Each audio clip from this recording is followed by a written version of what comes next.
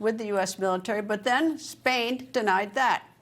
But is Spain's rejection a reflection of our other NATO allies? And would our NATO allies answer the call if needed? Earlier, I spoke with NATO Secretary General Mark Rutte. Mr. Secretary General, very nice to talk to you. Good to be back on the program, Greta. Good to talk to you. Mr. Secretary General, the war that's going on in Iran, it is not part of the NATO treaty, is it? I mean, there's no involvement in NATO, at least at this point.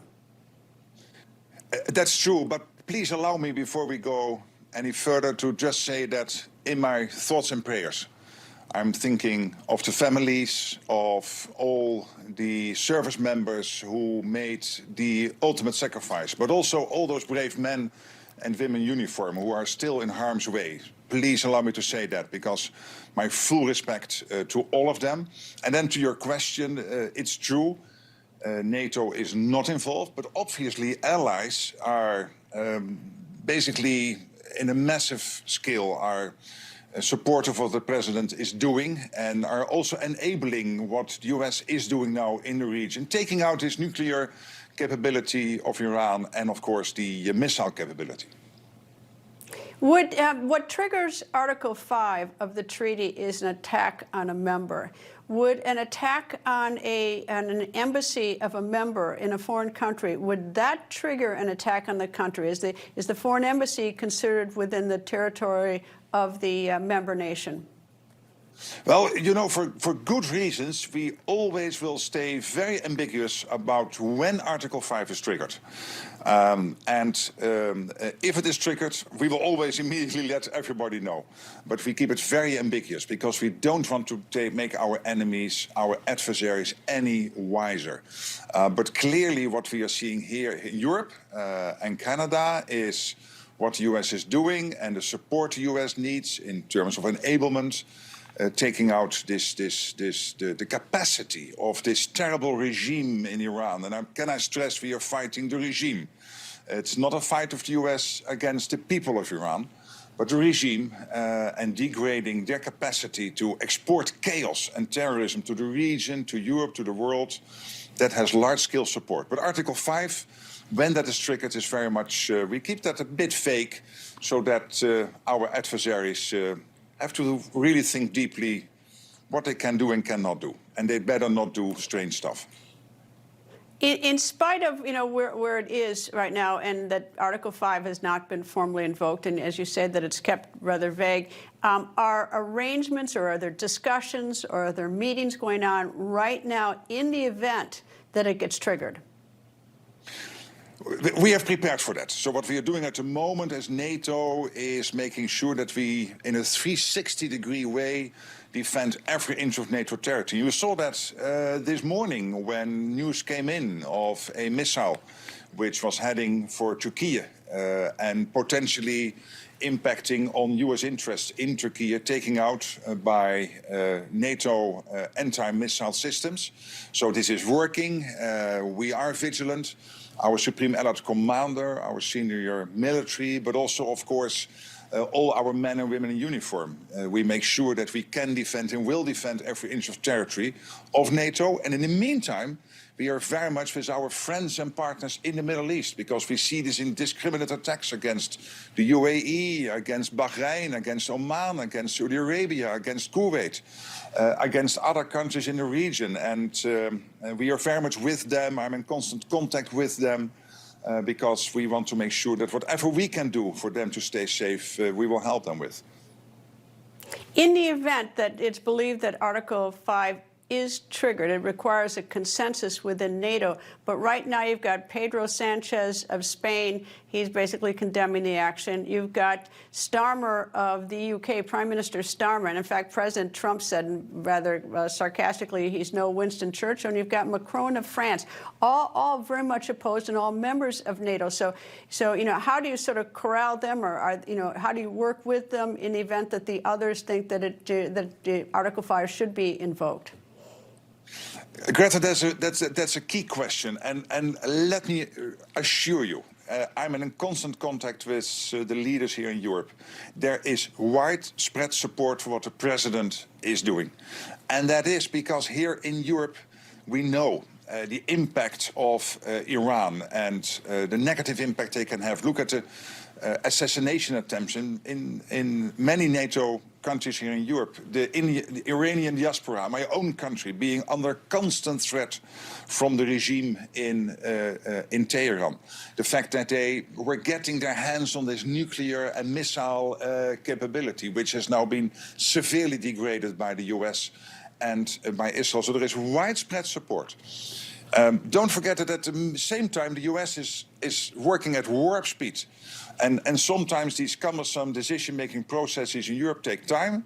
So, for example, in the United Kingdom, it cost them a couple of days to agree with the basing request. They have agreed now on Sunday, so that's good news. And the president himself being very positive about the French, the Germans, and so many others. And rightly so, for the fact that they are providing key enabling assistance to the war, to the whole campaign. And I think that's crucial. Well, some of the public statements, like of Macron, don't suggest that they would ever be part of anything. He says it's grave consequences for international peace and security, basically critical of the United States and Israel. So while there may be widespread support in Europe, there's also, a significant amount of statements from some members of NATO that suggest that they are not in favor of this.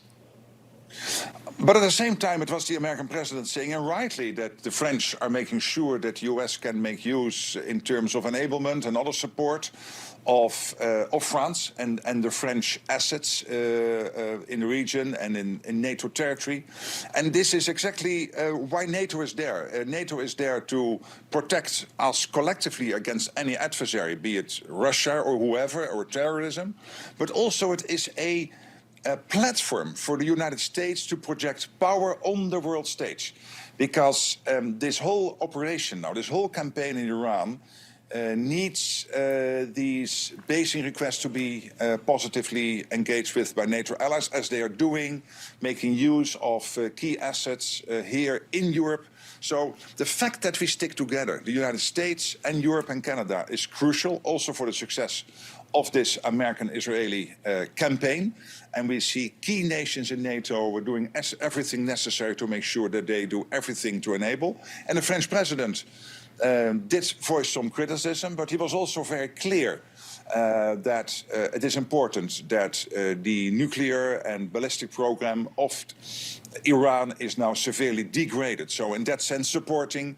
And the President Trump himself was very appreciative of what the French are doing. And yesterday with the biggest ally, Germany, here in Europe, the second biggest ally in NATO after the United States, being staunchly supportive of what the President is doing. I think it's all evidence that, yes, we have debates. We are an alliance of democracies. But in the end, we will follow the American lead when it comes to these crucial moments. Well, obviously it's appreciated. NATO's always been such a strong alliance, and it's much appreciated by all its members. But I guess I go back to President Macron, who is critical of it. And at the same time, the United States is trying to eliminate the nuclear threat of Iran. And at the same time, Macron announcing that they're increasing their nuclear warhead supply. They already have 290. For the life of me, I don't understand why you need more than one, but whatever. They have 290. They are now increasing, which suggests to me that we're getting into perhaps an arms race. Well, I would think it was a positive announcement by the French, because it will add to the posture of NATO collectively. Everybody acknowledges in NATO that the US nuclear umbrella is the ultimate guarantor of the freedom of NATO territory and the deterrence and security of NATO territory. Nobody doubts that. But of course, the UK nuclear capability, the French nuclear capability, and now the French engaging in discussions with other countries like Sweden and Denmark and the Netherlands and others to see what collectively you could do to leverage even further the impact of the French nuclear deterrence. I think that will add to the overall nuclear deterrence of NATO. So I think that is a positive development. And the French president saying we will not announce the new total amount of warheads we are having, I think is also wise. So I would say that is generally a good development. And by the way, we are learning collectively from what is happening in Ukraine. We have seen over the last 4 years how Ukraine has gained this knowledge of drone technology and anti-drone technology, now basically making this available to our friends and partners in the Middle East. I think that's positive. And Iran was one of the key enablers of the Russia war effort against Ukraine through these weapons of destruction, these Shahid drones. And the fact now that Iran is facing this full onslaught of Israel and the US will also degrade their capacity to export their chaos even to Russia and therefore to Ukraine. Mr. Secretary General, thank you very much. You've got a very tough, complicated job like herding cats in a very volatile and dangerous world. So it's much appreciated. I know how tough your job is. So thank you, sir. And thank you for talking to me. Thank you so much. People think news just happens. It doesn't. It happens because there's someone there to capture the moment, to explain it and share it. That's my job. I go where news breaks and give you the facts. Join me for The Record on Newsmax.